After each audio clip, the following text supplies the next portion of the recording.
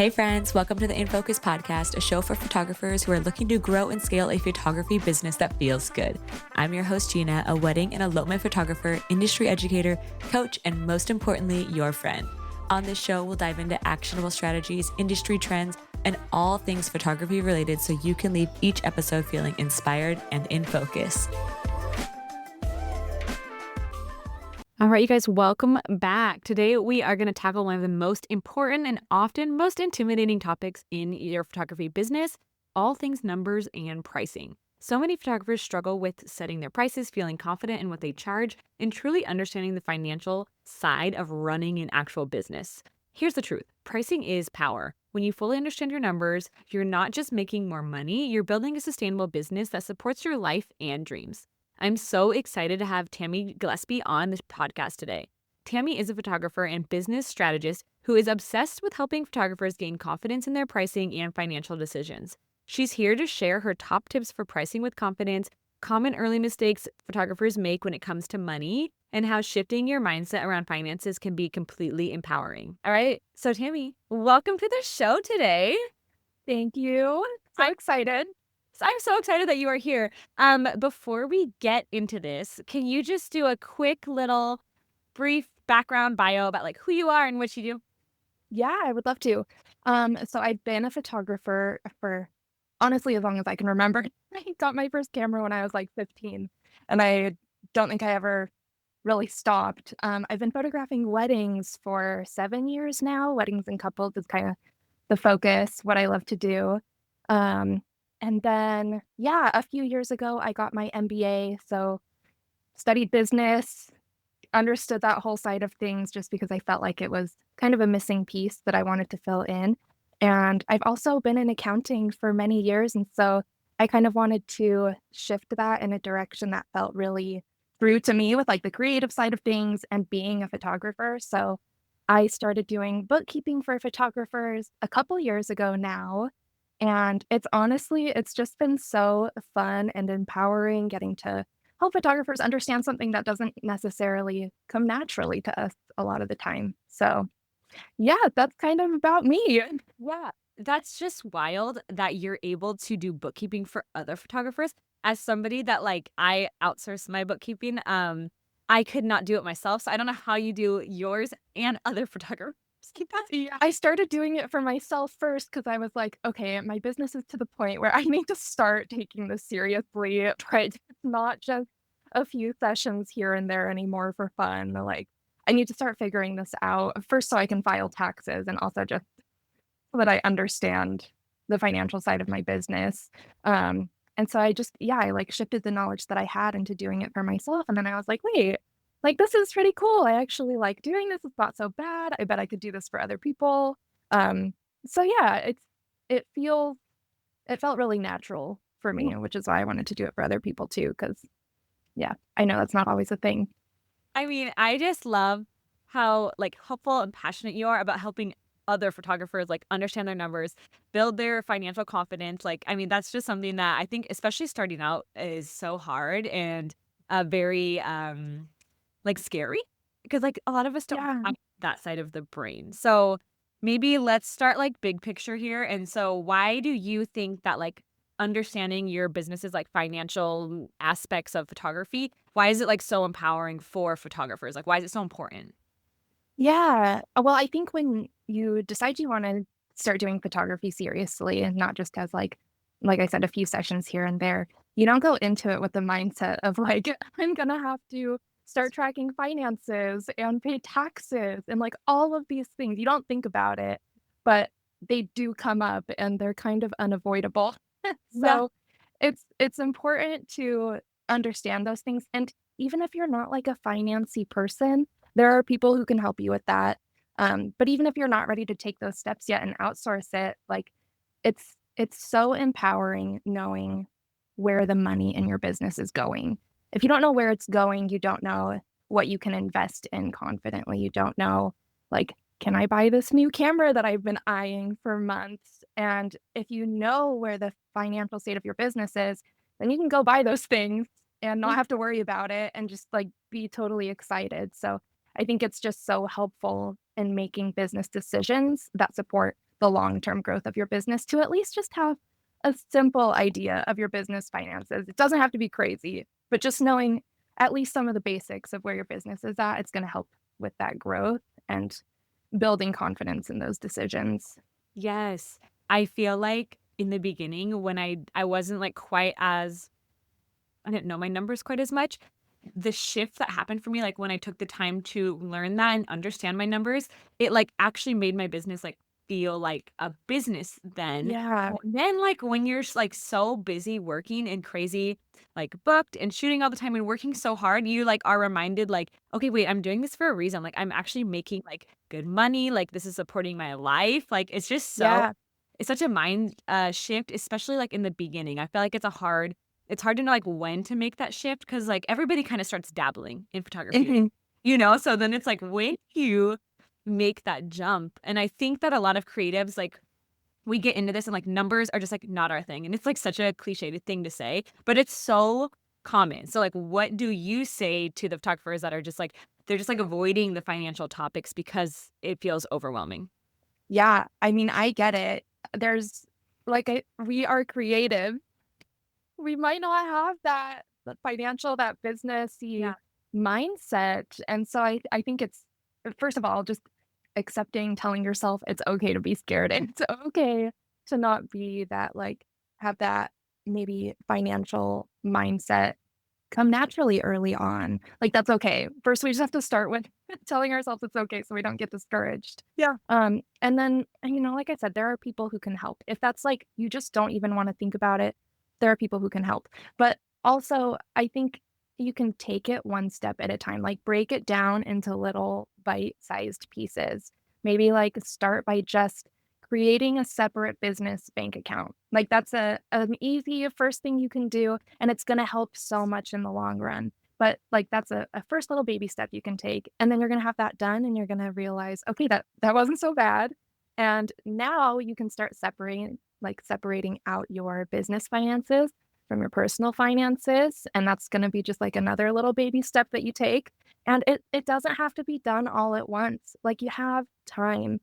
I think we get overwhelmed with like, I have to figure it all out right now, or I'm gonna fail when it's time to file taxes, or like that's not the case. Any person who is helping you file your taxes will help you figure it out. It doesn't have to be perfect from day one. So I think if you're not to the point where you want to like hire someone to help you with it, just start with baby steps, one thing at a time, and you'll build confidence every time you like do one of those little things and realize it's not actually so bad. Totally. Oh, I love that. I think also, so like when it comes to like numbers and confidence, like a huge place I think photographers get like caught up is their pricing. And this is also just like a never ending conversation because even Yes. if you're years and years into the business, like you're always going to be talking about your pricing and the shifts that you're making and the changes that you're going to make. But one of the biggest struggles I think photographers, especially in the early stages, is knowing how to price their work correctly. And so I think we all start maybe undercharging and we feel guilty about like raising our prices and have no idea how to even calculate correctly for a sustainable business. So what are some of like the common pricing mistakes that you see photographers making in their businesses early on? Yeah, I just want to piggyback off of what you said that like it's a question we ask throughout our entire business. Like we're always having to ask ourselves, am I still pricing the right amount? Yeah. That doesn't make sense. Am I confident with that? And it's honestly something that I'd struggled with for so long too. And I think we all start by like no judgment, trying to figure out what other photographers in our area are, like, charging, Yeah. whether it's, like, on their website or I know photographers who, like, have sent fake inquiries before. I probably did that when I was first starting out, Yeah. like, we're just trying to figure out what other people are charging, and then we try and decide if our work is better or worse than theirs, and then charge more or less than them. And I feel like we're always our own worst critics, and we're always gonna undervalue ourselves and then probably undercharge what we should be charging. Yeah. So I think that's like the biggest mistake I see is deciding your pricing from comparing yourself to someone else Yeah. because you have no idea why they're charging what they're charging. They probably did the same thing. And True. then, like, we're all just looking at each other's work and deciding if our pricing should be more or less than someone else. Yeah. So I feel like that's such a it's what we do, but it doesn't actually make sense when you break it down. Mhm. So I would say like first mistake is stop doing that. Let's do something that gives you like more confidence and that is actually financially based or something that you feel good about. Um, and so I think the next step is to really like understand your business expenses. A lot of photographers don't take that into account when they're deciding pricing. Totally. And so I think that's like another big mistake I see. You have to understand how much money your business needs so that you can make sure you're charging at least that amount, Mhm. ideally more so that you can take some money home at the end of the day. Because Yeah. why else are we doing this? Um, so understanding just your business expenses and how much money your business needs. And that could be things like subscriptions, new gear, marketing, whatever you're spending your business money on, get a good idea of how much you're spending in a year. Yeah. Um, so yeah, that's like a good starting point, I would say, and something that I know a lot of people might not take into consideration. And then I think just another big mistake people make when they're trying to decide pricing is leaning towards like the smaller amount. Mhm. Again, because we may not be confident in the number. And so we think that if it's a smaller number, then maybe we'll get more bookings and make more money. But that's not actually how it works. Like you can charge more money and take on fewer clients, maybe, but you're still going to make the same amount of money and still be able to support your business. So there's not actually necessarily like a benefit to charging less unless that is your market and Yeah. like who you want to be attracting. There are also, clients who just want to know that they're investing in a great photographer. And if they're comparing, two photographers and they really love both of them, but one charges way less than another, that client or couple might think like, well, why do they charge so much less? Yeah. And then they don't wanna, like, risk not having someone as good or reliable in their heads, regardless of your skill level or anything. They might just see the lower price point and Yeah. think that wonder why you're Yeah. charging so much less. So, I think that's the other mistake I see is leaning towards the lower price point because you've kind of justified it in your head as the better choice when that's not actually the case at all. So Yeah. I was just having a conversation with my friend who's a photographer, and we were talking about like your brand position in the market. And she was like, she brought up such a good point with this, like with pricing is like, we price ourselves to be in a certain brand position. So, like, if you want to be like luxury, you want to be like that middle tier, but like that style of pricing, like, should go across your entire business from like not only the prices of your packages, but like also the prices of albums in your galleries. Like if you are like an elevated luxury photographer, your album should also be like elevated in luxury. Like don't be a luxury photographer. yeah. These like discount albums, like there's miss Yeah. so it should really go like across the board and depending on like where you want to position yourself in the market. Like totally. I love that.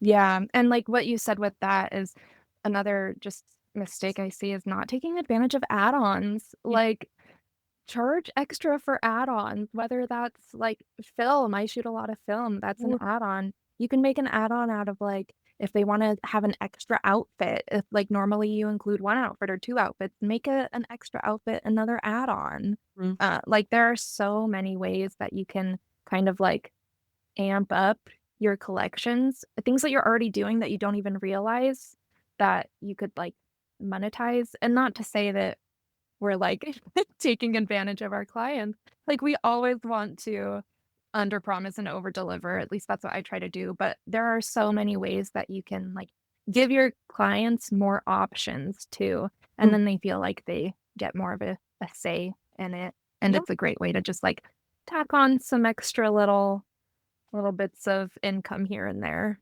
Yeah, it's one, you're leaving like money on the table there. And then Mhm. oh, these are just ways to add value to your Yes. experience and like what you're offering them. Like, oh, I can bring an extra outfit and it's only this much. Like, I'm thank you so much for like that Yeah. opportunity, you know, like Yeah. shifting how you're like approaching these add-ons, and like really like presenting them in like a way like I would love to be able to offer this to you, like serve you in this way. It's only this. Yeah. Yeah, like with film, I get a lot of couples who say like they love the nostalgic aspect of things, and then I'm like, okay, you're gonna love the film then. But other couples who are like, maybe not so much our thing. We like the more modern editorial feel, and then maybe they don't want it. So that way they're not paying for something that they don't need. Yeah. But like I'm able to better serve the clients who would really want that. So I love add-ons. I think they're great. Yeah.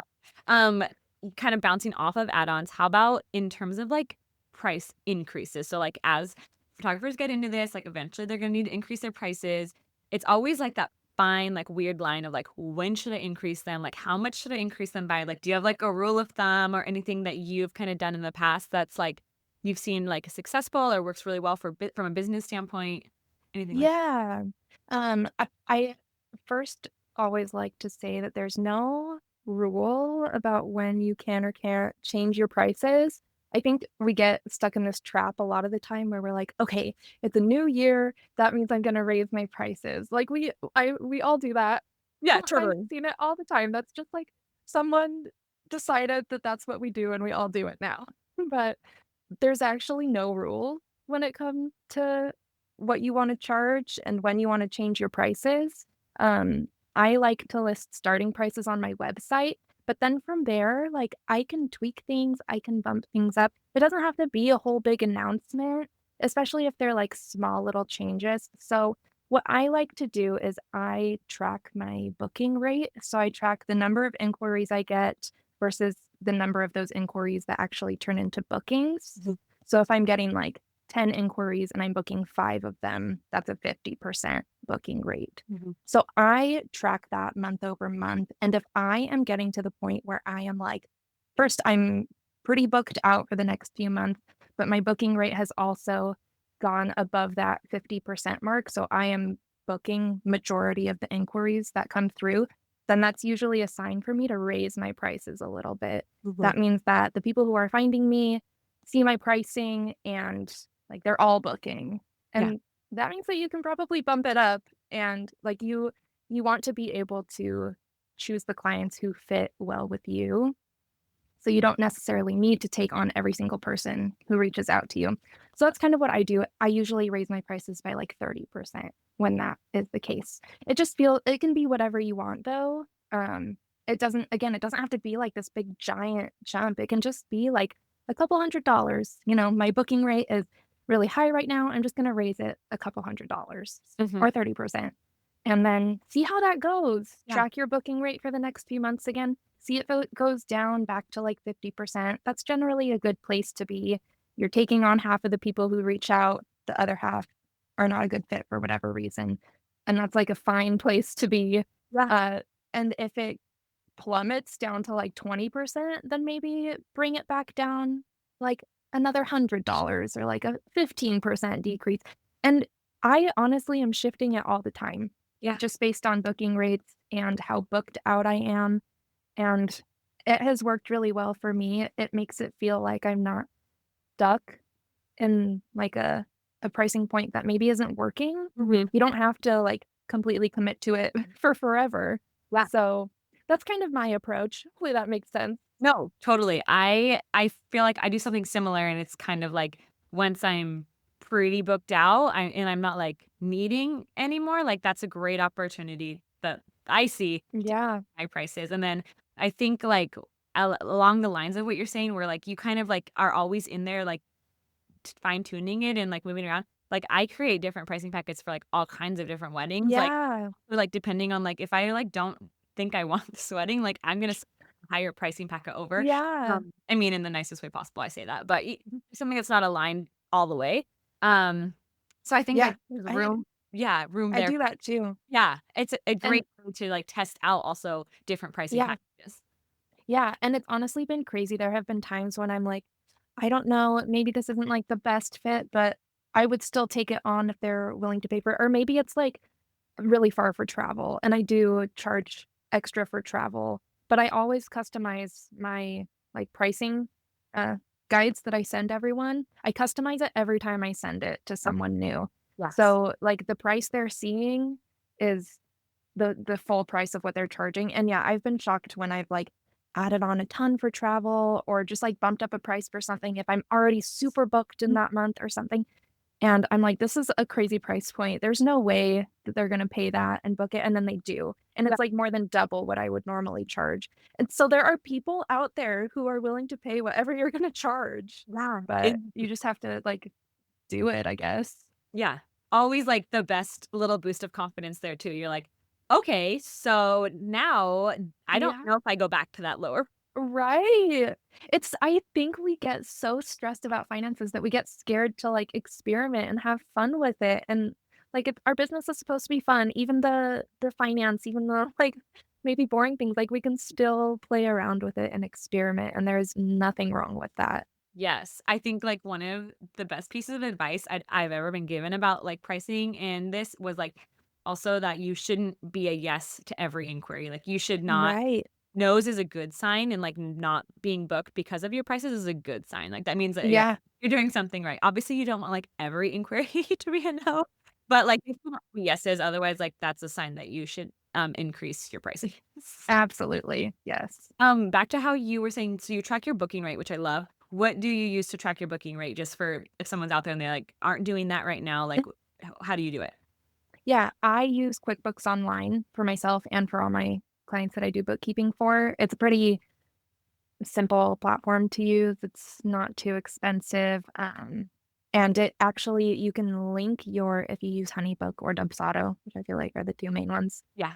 You can link that to your QuickBooks account. So every time you create a project in HoneyBooks or Dubsado, it will automatically upload to your QuickBooks account. So Yeah. you're not having to like manage 2 systems at once. Mhm. And again, for the people who are like really overwhelmed by it, if you just create a QuickBooks account and sync it up to your CRM, they're just going to talk to each other. You don't have to worry about it. It's going to do a lot of the work for you. So that's why I really like it. It also connects to your business bank account. So anytime you're swiping your card or getting a payment, that's actually also pulling into QuickBooks. Mhm. So you just have to do, like, at the most basic level, some, you know, quick categorizing. This was for a meal, this was for office supplies, whatever it is. So that's why I like QuickBooks.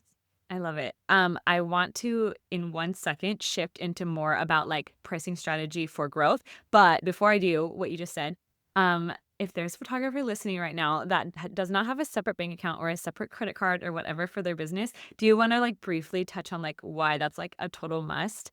If, Yes. like from a bookkeeper standpoint, like you know Yes. than anybody, but maybe give them the pep talk they need to like set that up today. Yeah, it's honestly a requirement for all of the photographers who I take on for bookkeeping, whether they already have it or not. I make them get a Yeah. separate business bank account, and it can be as easy as setting up a new account with the bank you already use. A lot of them will offer that. There are also like separate banks that specialize in business banking. So you have so many options. It really doesn't have to be a big difficult thing. But the reason it is a must is because when you are trying to figure out how much money your business made in a year, we need to know what you spent on your business. We need to be able to quickly see, like, okay, on this day, you bought a meal at Chick-fil-A, you bought a Starbucks coffee, and you filled your car up with gas. If you're not separating out your business banking and your personal banking, you have no idea, like, which one of those things was for business and which one was just for you. So, like, maybe the Starbucks coffee was with a client, but you were traveling or whatever, you got lunch. Anyway, by separating out your business banking, you can very quickly see what you spent on your business, Mhm. and then that's also gonna let you write those expenses off when you file your taxes. So if you are not writing those expenses off, then you're gonna technically get taxed more on the business income you made. But if Mhm. you're tracking those expenses, you can write them off and it's gonna decrease the total amount you have to pay in taxes. So it it doesn't have to be that hard. It's going to pay off so much in the long run, but that is why separating those two things out is so important. Yes, yes. It's like and I vividly remember, I think I was like year 1.5 or 2 years into my business, and I did not have this yet because I was like, "I'm not, like, quite there yet." Like, I'm not at Mhm. still figuring this out and, like, dabbling, but I still had to file taxes, and so when tax season came around, I, like, remember just, like, sobbing and crying because I had to, like, go through my whole account statement and, like, pick Yeah. out what was business and then, like, have proof of that, and it was the messiest thing in the world, and so now I'm like, whenever I'm coaching a photographer who's getting started, I'm like the same way, I'm like, "Okay, let's start, like, just clean slate here, like, keep it organized at the beginning and avoid the mistakes that I made, please." Yeah, and, like, you're guaranteed to miss something if you're doing it that way, Oh, yeah. or you lost a receipt, and so you really shouldn't include that as a write-off, Yeah. and, like, you're gonna end up paying more in taxes, and that is the worst scenario. That sucks. Yeah. Okay, beyond pricing, managing your finances, so kind of like what we're talking about is like such a huge part of like running an actual business. So let's talk about like financial habits and systems that photographers can have to help them stay in control of their money. So, what is one financial system every photographer should have set up in their business like ASAP?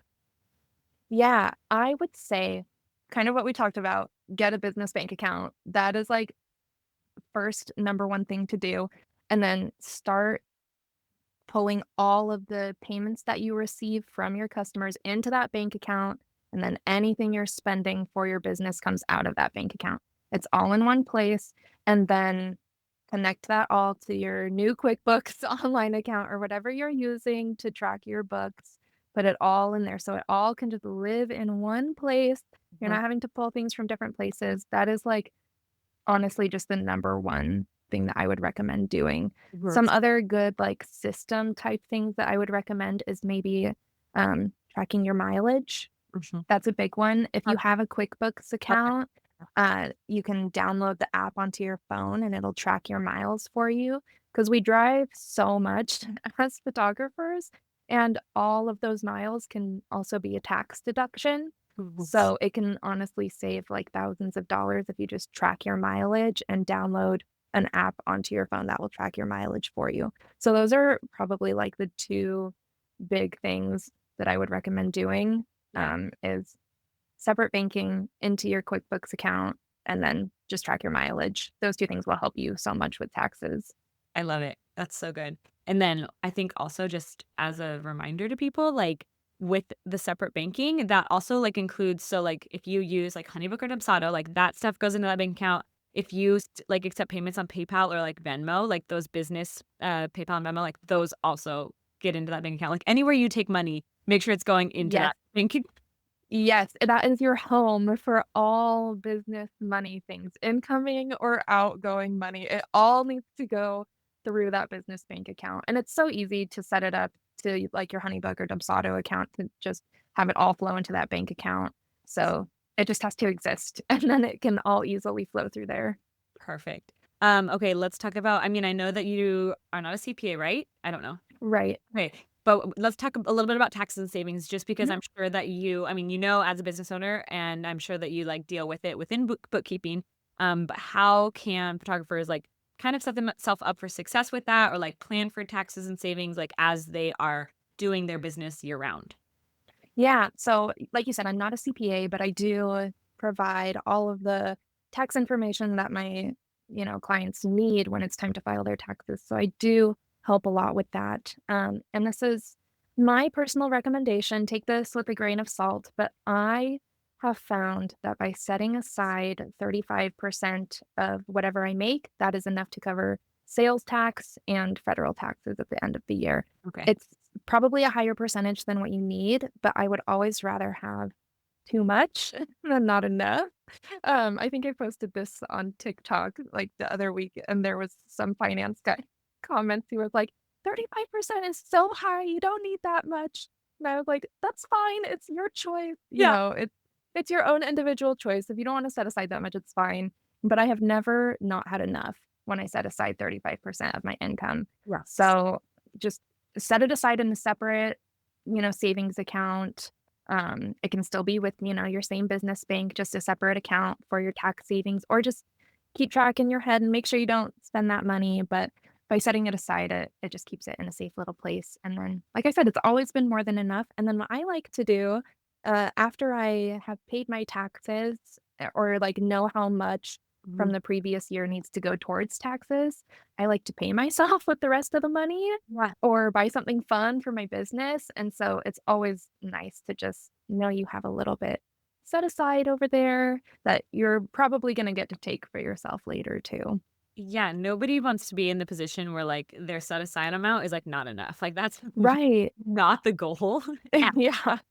When you say set aside, for people that are listening, what do you mean by that? So, like, you have your bank account, like, you've set it up, everything's coming in here, and then you're like, "Okay, Tammy said I need to put aside 35% every month." What does that actually, like, mean? Yeah. So for my business bank account that I use and for all of the ones I've seen, you can have separate like accounts. So you have your checking account for in your business banking. And then you can have a savings account within your same business bank company. Mhm. So I just transfer the money from my checking account to my savings account, just like you would with your normal banking. You typically have like a checking account and a savings account, and you can transfer money between the two. Same exact thing, just in your business bank account, whether that's with the same banking company you use or a separate one. Yeah, and then how often are you doing that? I do that on a monthly basis. So each month I go through, I see what cash did I get incoming for the month? Okay, I'll take 35% of that and put it in the savings account. Mhm. Oh my gosh, love. So good. Okay, let's talk about bookkeeping a little bit for photographers. Because I think like this last year is like the first year I've like outsourced all of my bookkeeping. My husband used to do it because he has that side of the brain, but that's not me. But this last year was like my first year giving it to like somebody that like we don't know, and they're just like Yeah. in there, and now they like email me asking about like what this transaction was and stuff. Yes. I was like always a little bit afraid to do it, honestly. Like, I mean, I don't know. It was just, like, kind of an intimidating thing, like, having to, like, set somebody else up and, like, explain everything and all this stuff. I mean, I'm, like, 10 years into this. It's crazy. What would you say to a photographer that, like or, like, when is the time to, like, look for a bookkeeper? You know what I'm saying? And, like, a lot of Yeah. people are hesitant too because they think it's gonna, like, cost them a ton of money. So, like, what would you recommend? Yeah, I love that question. I think to someone who is maybe a little bit nervous about bringing on a bookkeeper, I know it can feel like a very personal thing. Like you don't want to feel like someone is just hovering over your folder watching everything you're doing, which I know is what it can feel like when we're looking at every single transaction that you're making. And to that, I would say find a bookkeeper or someone who you do connect with in some way. They don't have to they might be a stranger, but they don't have to feel like someone you wouldn't be friends with. Like, there are so many options out there that by finding someone you feel some sort of connection with or friendship with, it takes some of that Yeah. stress or pressure and anxiety off.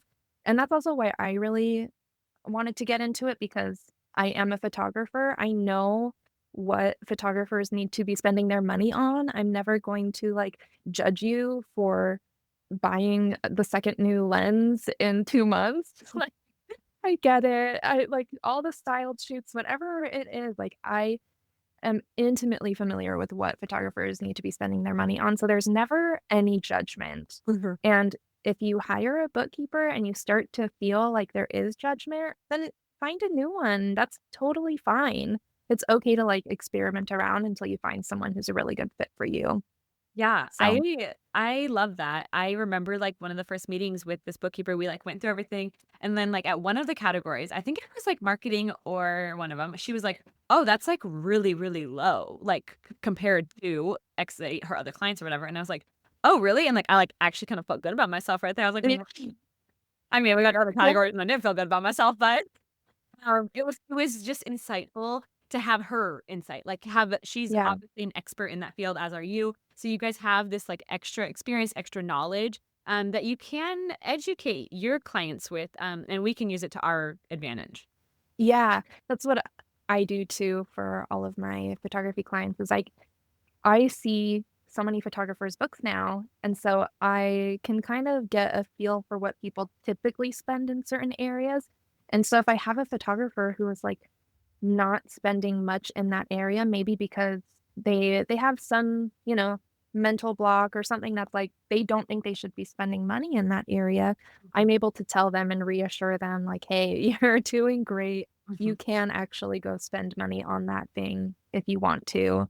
Like, you're not gonna be doing anything wrong by doing that, and you're actually, like, spending, like you said, less than other photographers in that area." So, I think having a bookkeeper gives you insight that you would never normally get unless you're just, like, talking to other photographers about these things, which we don't usually Yeah. do. So, yeah, I think that's, yeah, definitely what I would say to someone who's kind of anxious about it. As far as when to start, like, hiring someone to do your bookkeeping, it's really up to you. I would say that the earlier the better. Um, there's no such thing as, like, too early to hire them on. Yeah. Like, as soon as you have, you know, started your photography business, especially if you have filed as an LLC and you need to start filing taxes, I would highly, highly recommend hiring a bookkeeper at that point.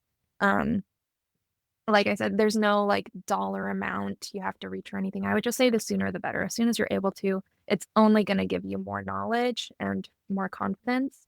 And there are so many bookkeeping options out there. I would say it can be as little as like a couple $100 a month.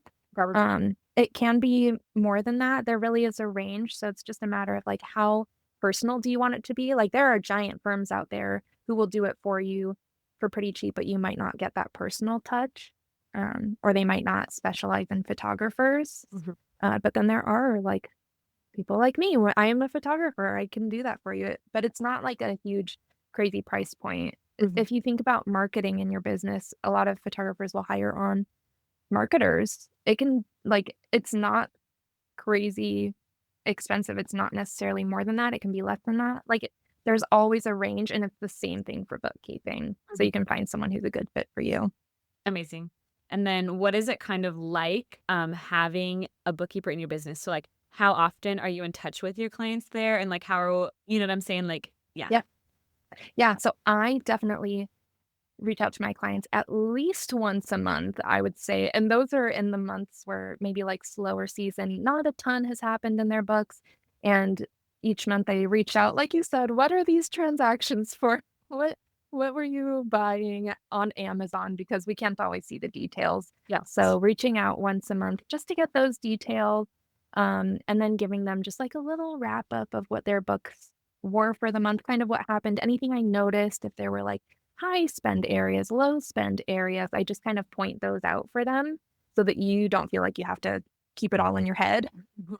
Mhm. And then throughout the month, they typically don't hear from me until, you know, those couple days each month when I'm asking those questions and giving them a little recap. If they have questions, if they get like a form in the mail that is telling them they need to pay money or renew their business license or something, then I'll help them through that and we'll chat about that. But otherwise it's pretty hands off for the most part. I can do most of everything just kind of in the background and then just get an update once a month and then we're good. Yeah.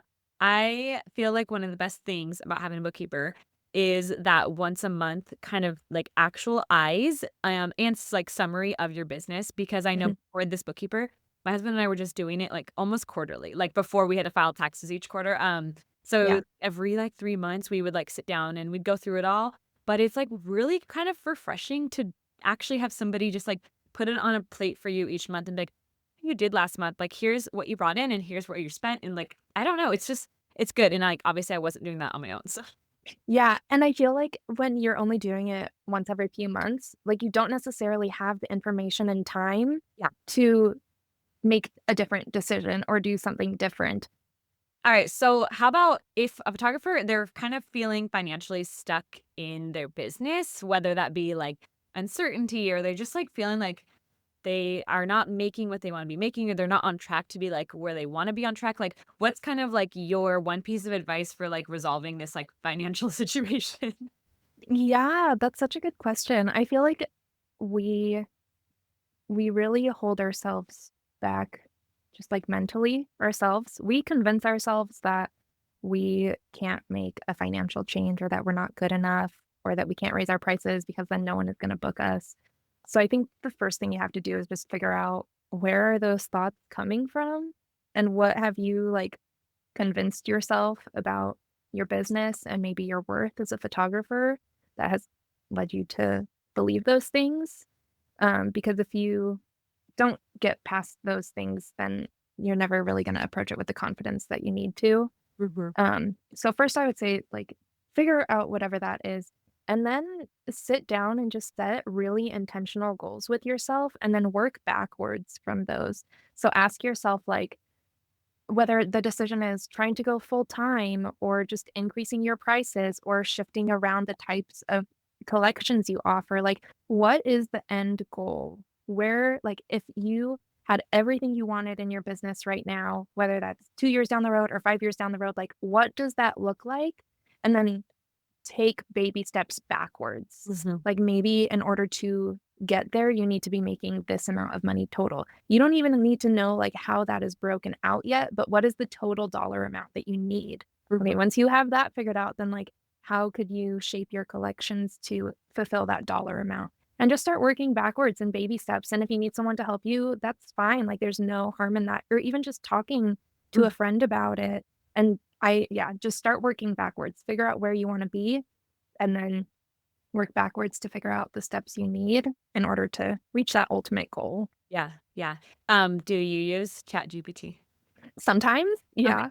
Literally, that is like my biggest life hack ever. And so I'll like put in huge, huge goals that are like, I have no Mhm. idea how I would reach this. And I literally like type it all out, explain it like I explain like what I want my life to be like. And then I'm Mhm. like, how do I get there in like X whatever the time frame is? Yeah. It will give you some sort of this is how you do that. And it makes it sound so easy. You're kind of like, oh, I can do that. So like literally, if you're listening to this and you go to do this and you start to feel stuck, get on a chat GPT and type in these big scary goals and then have a chat GPT like break down these goals for you and like tell you what you need to be doing. And Yeah, sometimes you need someone else to tell you too, because you, like, immediately talk yourself out of it before you even, like, fully form the idea. Like, yeah, there's this clear step you need to take in order to reach your goal, and somewhere in your head, you know what that step is, but you just talk yourself out of it. You're like, "No way, I can't do that. That's not me." yeah, So sometimes you just need someone else or ChatGPT to yeah. tell you what that thing is. Yeah, in our own businesses, it's so much easier to see like the problems and objections versus like the first steps or the baby steps sometimes. So like, Mhm. yeah, having that third opinion, even if it is like an AI powered robot. Yeah. So wonderful. Yeah, it's so helpful. All right, so you do bookkeeping, and then you also do pricing deep dives? Mhm. Okay, Yes. will you tell us more about that? Yeah. So with all of my bookkeeping clients, I do a pricing deep dive for them once a year. We look at like again their big financial goals. We also look at their books from the previous year or as much data as we have and get a feel for like their business expenses. And then I talk to them about what collections they offer. We go through kind of all the math of it and figure out what they need to be charging for each of their sessions in order to sustain their business. And if they want to take money home at the end of the day, we factor that in as well. So that's kind of what the pricing deep dive is. I do all the math for you. You just tell me like what your business expenses are or your goals for what they would be. Right. You know, it doesn't have to be like you are undercharging or overcharging right at this second, but it can be like, okay, you want to take home this much money each month, and this is kind of what you're spending on your business right now, or maybe the budget you would like to have for your business if you want to invest in some areas. And then I customize it with, my photographers with their specific collections that they offer and how many hours they spend on each of their different collections. And we determine like an hourly rate and then the session rate or the collection rate for each of those things. So you walk away knowing, okay, I'm charging the right amount, my business is sustainable, I can invest in these areas and it's going to be totally fine, or I can pay myself more, which is always nice. Or we realize that you maybe need to work on increasing those prices to reach those goals. And, from there, you at least know what the ultimate goal is. So those are what the pricing deep dives are. That's amazing. I feel like there's a million photographers listening and they're I need that right now. So do you offer it to your non-bookkeeping clients or like Yeah. anybody? Yeah, so if you are a bookkeeping client, it's already included, but if you are not a bookkeeping client, you can just sign on for the pricing deep dive, and we can just do that. We'll get on a call together, we'll go through it all, and then you get to walk away with that information right away. Oh my gosh, that's so incredibly helpful for like so many people. Do you go into the like at all and maybe not, but like the psychology of like packages like in terms of explaining it to your clients, or is that more Yeah. maybe like more so number like focused? We can do both. We can talk about all that stuff if you want. Some people just wanna know, like, do I have the numbers right? That's all I need to know. But I am always more than happy to talk about like the psychology of that. How should we structure your collection? Maybe we should like shift around how your collections work to make more sense and like attract a different type of client. So we can factor in all those goals. It can really be as, you know, future oriented as you want, or it can be like, I just need to know right now, do my numbers make sense? Yeah.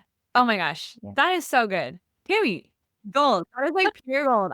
So good. I feel like listeners are just gonna like walk away, one from this episode with like a lot of clarity and like a little bit of a to-do list, which I love. Yes. Always want people to walk away steps that they should be taking in their business to get done today. So that's good. But I also love now that they have you as like a resource, Yes. both as like bookkeeping, but also this like pricing deep dive. Like that's such an amazing service for people. So I love that.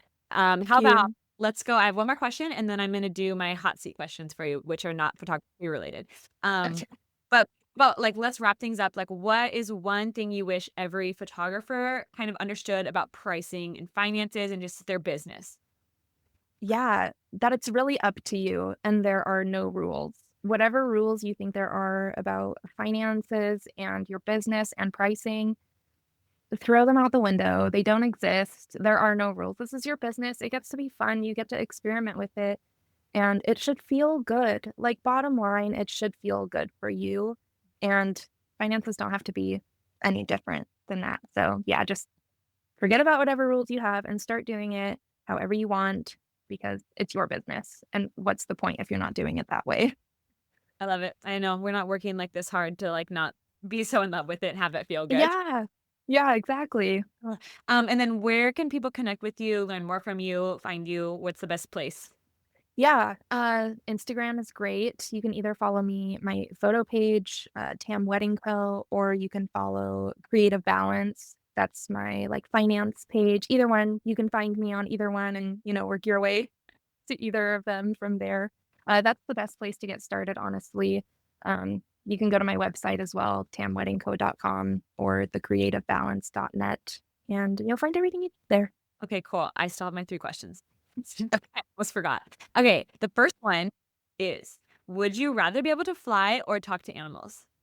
Oh my gosh, that is so hard. Okay, as a kid, I always had dreams about flying, and in these dreams, I don't know, I would have recurring dreams as a kid, and so in these dreams, I was, like, learning how to fly night over night, and I would get better at flying over time in my dreams.